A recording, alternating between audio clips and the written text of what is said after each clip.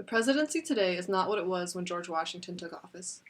However, despite changing times, there are presidents from all periods of American history who are commonly considered great.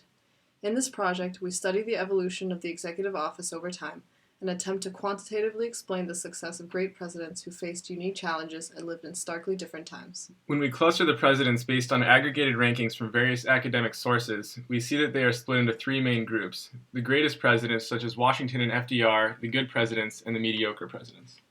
Presidential power is often split into administrative, legislative, and rhetorical components. The Siena College survey aggregates rankings for all the presidents based on a variety of attributes.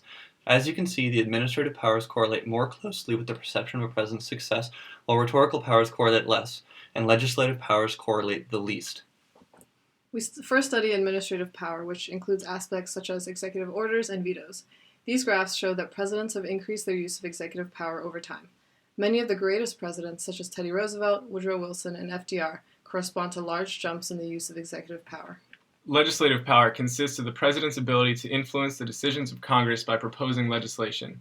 Unlike with executive power, we can see that the president's use of legislative power has varied greatly over the years. Surprisingly, we see that there is a slight but significant negative association between the number of papers written to Congress and overall success.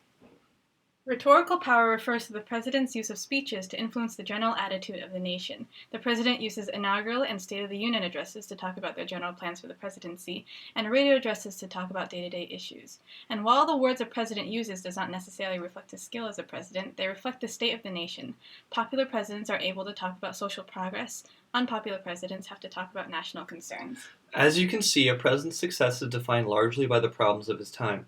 Presidents who are faced with challenges and take matters into their own hands tend to be remembered as better presidents.